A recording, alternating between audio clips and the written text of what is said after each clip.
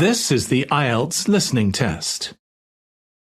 You will hear a number of different recordings, and you will have to answer questions on what you hear. There will be time for you to read the instructions and questions, and you will have a chance to check your work. All the recordings will be played once only. The test is in 4 parts. At the end of the test, you will be given 10 minutes to transfer your answers to the answer sheet. Now turn to Part 1.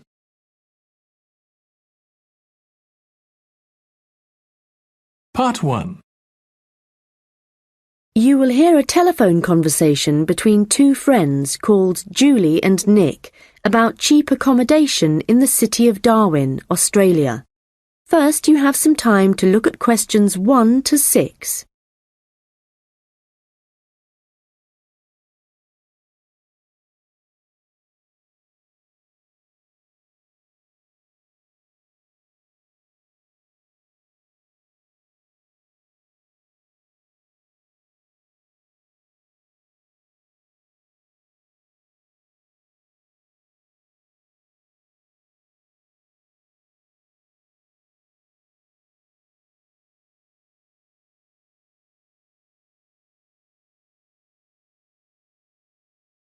Hi Nick, it's Julie.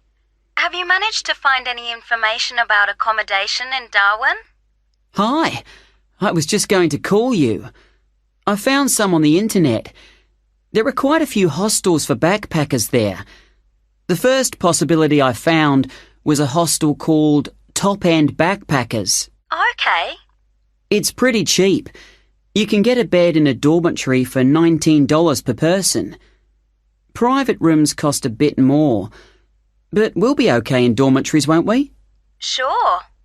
So, that hostel has parking, though that doesn't really matter to us, as we'll be using public transport. Yeah. Are there any reviews on the website from people who have been there? Well, yes. They aren't all that good, though. Some people said they didn't like the staff. They had an unfriendly attitude. That's quite unusual in a hostel. Usually all the staff are really welcoming. That's what I thought. People said they liked the pool and the fact that the rooms had air conditioning. But the problem with that was that it was very noisy, so they were kept awake. But it was too hot if they turned it off, so they had to put up with it. Someone told me there's another hostel called Gumtree something. Gumtree Lodge. It costs a bit more. $45 a person. What? Oh, no. That's for private rooms. It's $23.50 for the dorms. That's more like it. It looks to be in quite a good location. A bit out of town and quiet, but with good transport and quite near a beach. Has it got a pool? Yes, and its own gardens. The reviews for that one are mostly okay, except for one person who said they couldn't sleep because there were insects flying around in the dormitories. Not for me then. And I'd rather be somewhere central, really. Right. There's a place called Kangaroo Lodge. They've got dorms at $22, and it's downtown, near all the restaurants and clubs and everything. So that should suit you. And it doesn't close at night. So there's always someone on reception? That sounds good. The only criticism I saw was that the rooms were a bit messy and untidy, because people just left their clothes and stuff all over the beds and the floor. Don't hostels usually have lockers in the bedrooms, where you can leave your stuff?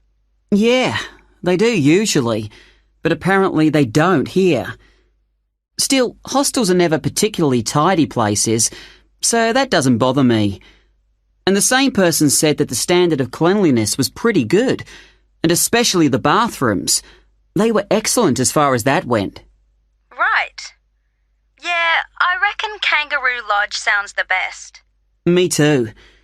Quite a lot of people reviewing it said it was really fun there. Like every night everyone staying there got together and ended up having a party.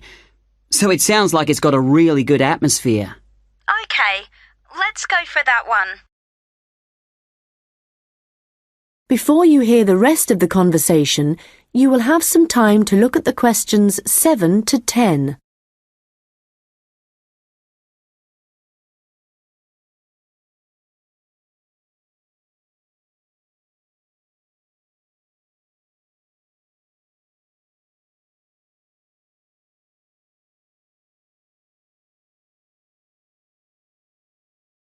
Now listen and answer questions 7 to 10. Did you get the address of Kangaroo Lodge? Yes, it's on Shadforth Lane. Can you spell that? Shadforth.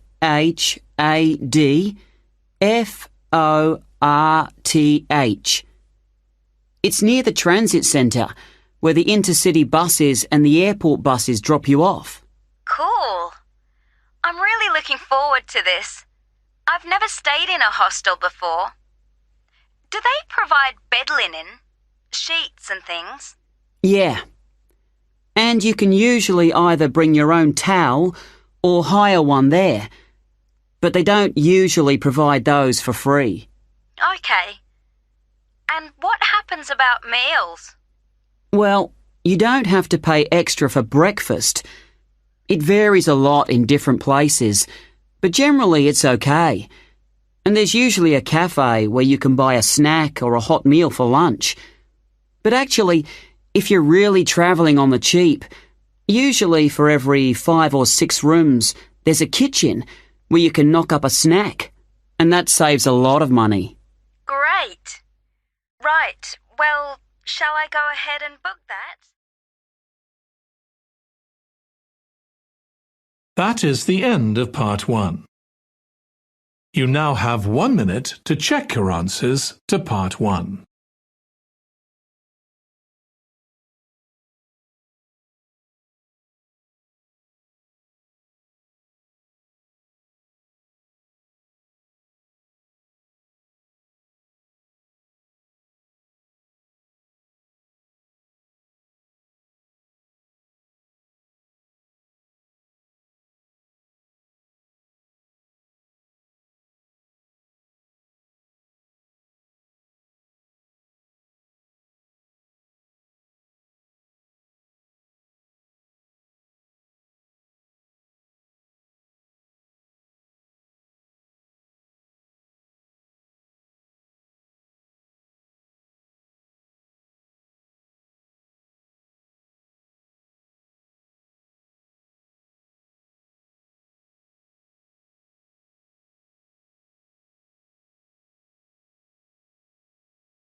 Part 2.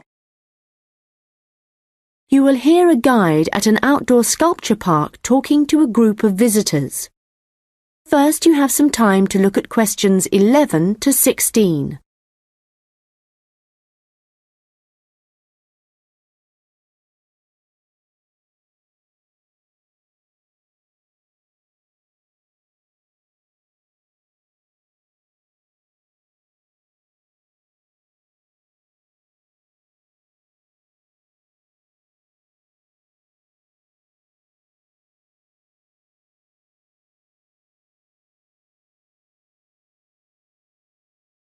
Hello everyone and welcome to the Anglia Sculpture Park. Right, well, the idea behind the sculpture park is that it's a place where works of art, such as large sculptures and carvings, can be displayed out of doors in a natural setting. As you'll have noticed when you drove here, most of the land around the park is farmland. The park itself belonged to a family called the De Quinces, who had made a lot of money from manufacturing farm machinery and who also owned substantial stretches of forest land to the north of the park. They built a house in the centre of the park, not far from where we're standing now, but this burnt down in 1980 and the De Quinces then sold the land. The Anglia Sculpture Park isn't the only one in the country.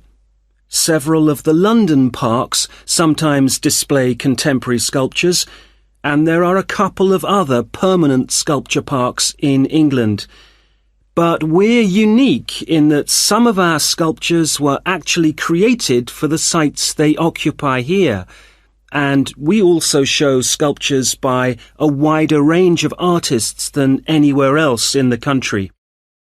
For example, at present we have an exhibition by Joe Tremaine of what he calls burnt sculptures. These are wood and stone sculptures that he's carved and marked with fire to illustrate the ferocity and intensity of the forces that have shaped our planet over millions of years.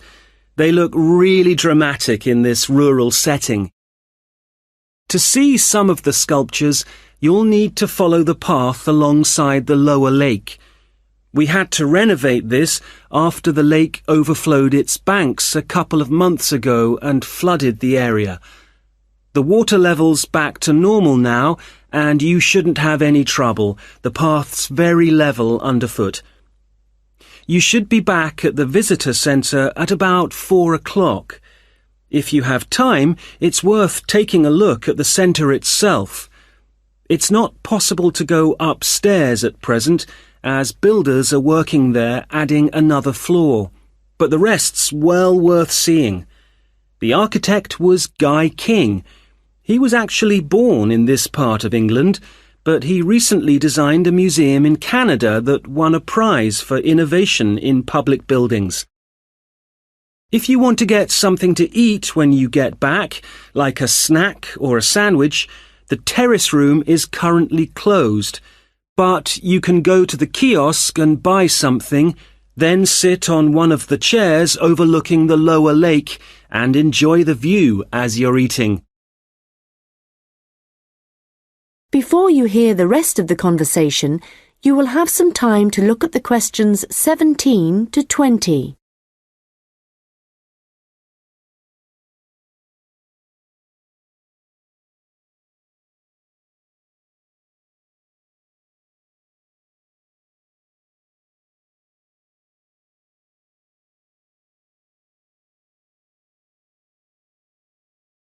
Now listen and answer questions 17 to 20.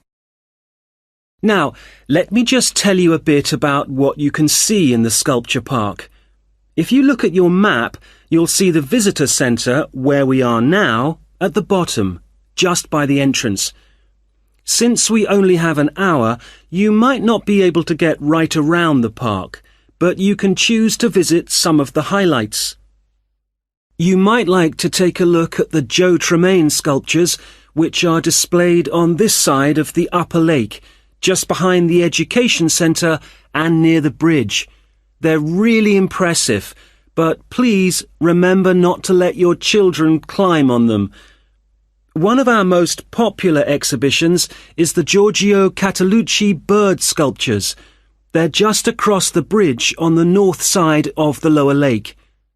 I love the way they're scattered around in the long grass beside the lake, looking as if they're just about to take to their wings.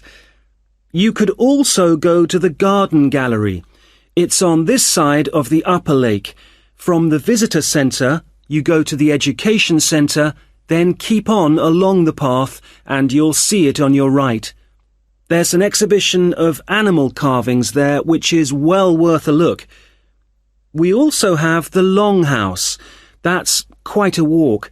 From here, you go to the bridge and then turn left on the other side. Soon you'll see a winding pathway going up towards the northern boundary of the park. Go up there and you'll find it at the top. They have some abstract metal sculptures that are well worth seeing if you have time. OK, well, now, if you... That is the end of part 2. You now have 30 seconds to check your answers to part 2.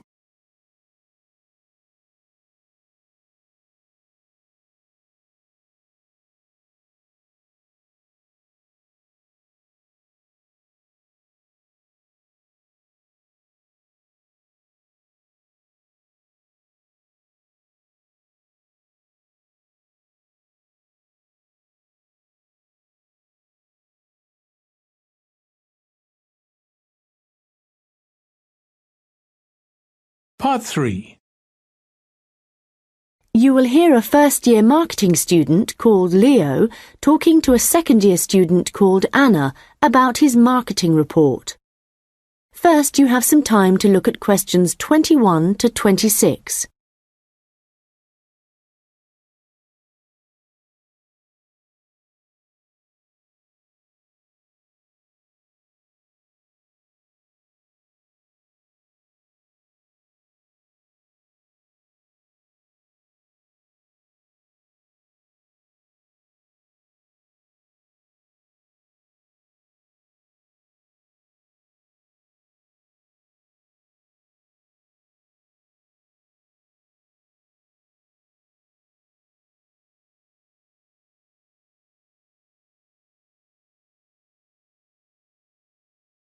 Anna, I wanted to ask you about my marketing report. I'm not sure about it. That's okay, Leo. So what do you have to do? Choose a product or service, then compare two organisations that produce it. I'm doing instant coffee. But haven't you got a weekend job in a clothing store? Why didn't you choose clothing? That was my first thought, because I thought it'd give me some practical examples. But when I searched for men's clothing on the internet, there were hardly any articles. So then I looked for coffee, and I found there were tons. Yeah, there are so many brands on the market now. Okay, so how much have you actually written? I've done part 1 on economic and technological factors. I found some good data on technological changes, how in Australia fewer people are buying instant coffee because of cheap coffee percolators that they can use to make real coffee at home. But there's also a movement away from drinking coffee. Switching to things like herbal teas instead because they think it's healthier. But that's not really to do with technology. It's more cultural. Anyway, for part 2, I'm comparing two instant coffee companies, Coffee Now and Schaffers, and I've made this table of products. Right. Let's see.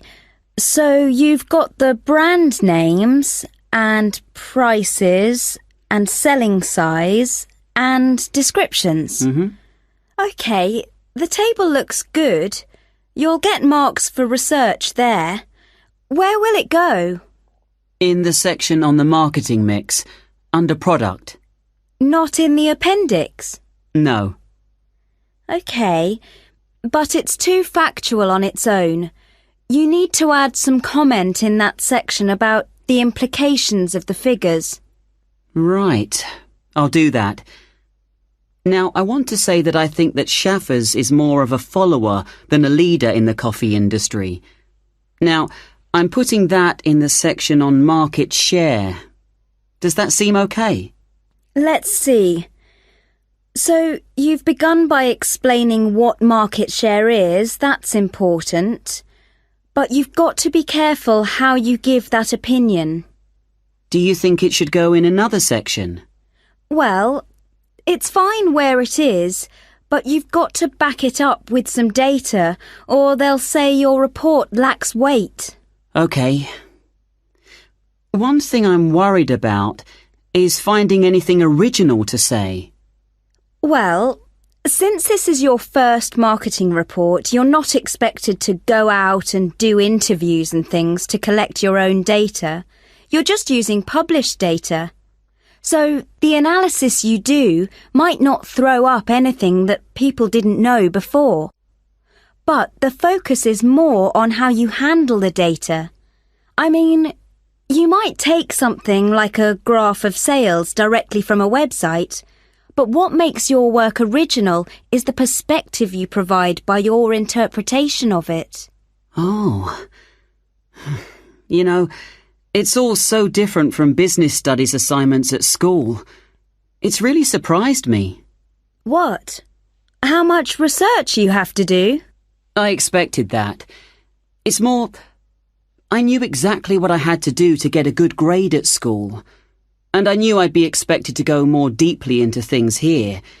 But I haven't got information on how the lecturer is going to grade my work, what he's looking for.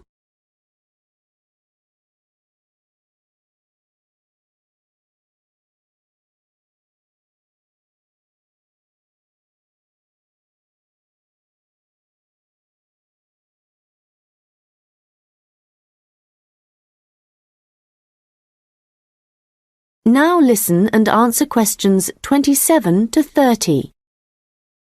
Well, one thing you have to remember is that in a marketing report, you've got to have what they call an executive summary at the beginning. I forgot that and I got marked down. Yeah, I've drafted it. I've got an overview. Have you got something about the background there? Yeah. Good. So, I've just made a summary of the main points. I wasn't sure whether or not I should have my aims there. No, that's too personal. The executive summary is just like what a manager would read to get a general idea of your report if he was in a hurry. Right. Then I'm okay for the first main part, all of the macro environment stuff. But it's when I get onto the problems section. I've listed all the problems that Coffee Now and Shaffers are facing. But then what? Well, you have to prioritise. So indicate the main problems, and then you analyse each one by connecting it with a theory. That's where your reading comes in. Okay. Have you done your implementation section yet? I've thought about it. So that's where I write about what could be done about the problems. Yes. And it's got to be practical, so don't forget to specify things like who would be involved, and the cost, and the order that things would be done in. Right. Well, that shouldn't take long. You'd be surprised. Actually, that's the bit that tends to get badly done because people run out of time. That and the conclusion. Oh, any hints for that? Well, it's got to draw out the main points from your report. So it's got to be quite general. You need to avoid introducing new stuff here. It's got to sum up what you've said earlier. Okay. Thanks, Anna. That's been a big help. That is the end of part 3. You now have 30 seconds to check your answers to part 3.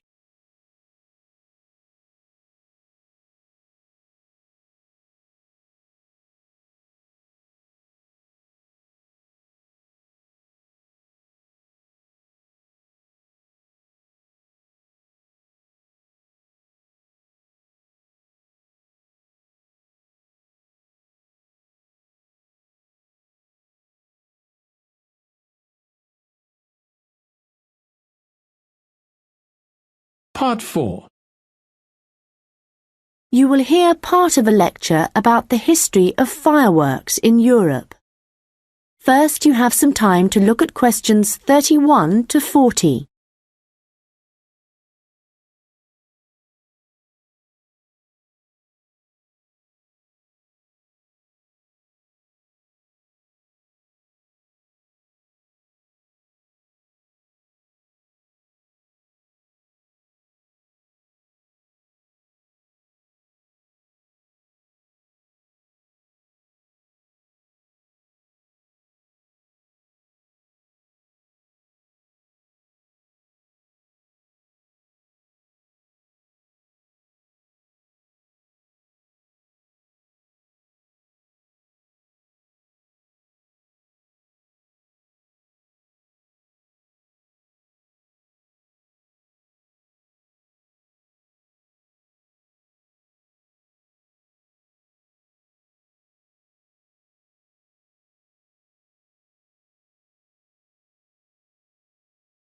Now listen carefully and answer questions 31 to 40.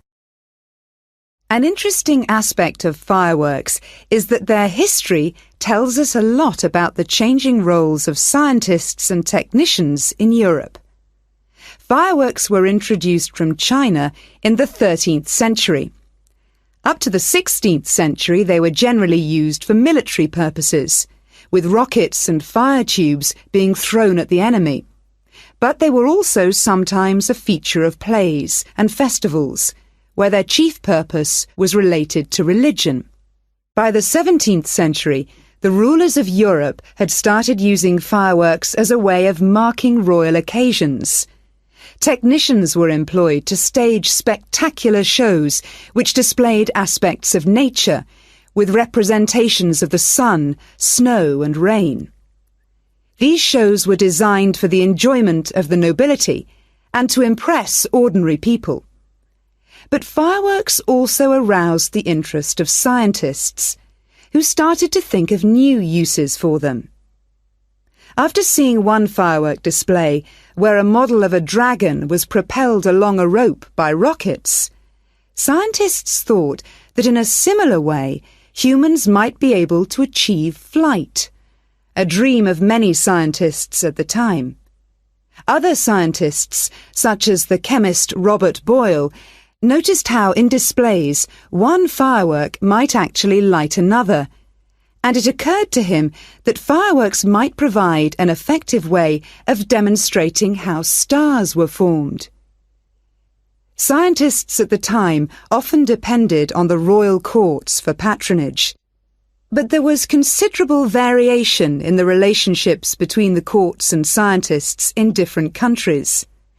This was reflected in attitudes towards fireworks and the purposes for which they were used. In London, in the middle of the 17th century, there was general distrust of fireworks among scientists. However, later in the century, scientists and technicians started to look at the practical purposes for which fireworks might be employed, such as using rockets to help sailors establish their position at sea. It was a different story in Russia, where the St. Petersburg Academy of Science played a key role in creating fireworks displays for the court. Here, those in power regarded fireworks as being an important element in the education of the masses, and the displays often included a scientific message. Members of the Academy hoped that this might encourage the royal family to keep the Academy open, at a time when many in the government were considering closing it. In Paris, the situation was different again. The Paris Academy of Sciences played no role in staging fireworks displays. Instead, the task fell to members of the Royal Academy of Painting and Sculpture. As in Russia, the work of the technicians who created the fireworks was given little attention. Instead, the fireworks and the spectacle they created were all designed to encourage the public to believe in the supreme authority of the king. However, science was also enormously popular among the French nobility, and fashionable society flocked to demonstrations such as Nicolas Lemery's display representing an erupting volcano. The purpose of scientists was basically to offer entertainment to fashionable society, and academicians delighted in amazing audiences with demonstrations of the universal laws of nature.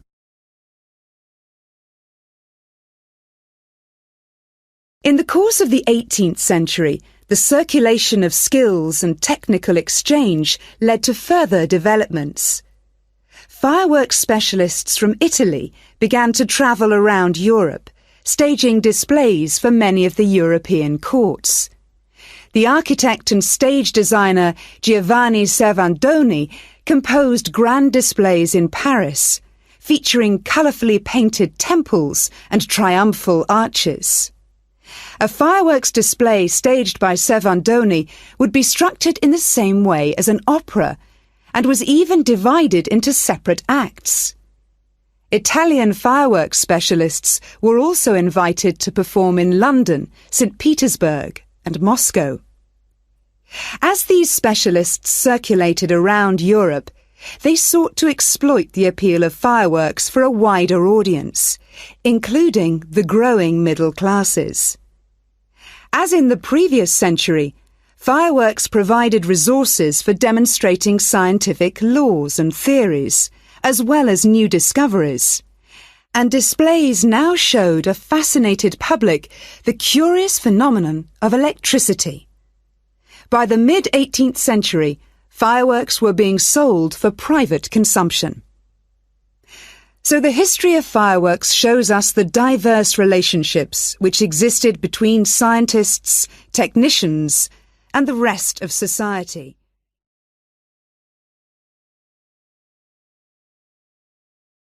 That is the end of Part 4. You now have 1 minute to check your answers to Part 4. That is the end of the listening test. In the IELTS test, you would now have 10 minutes to transfer your answers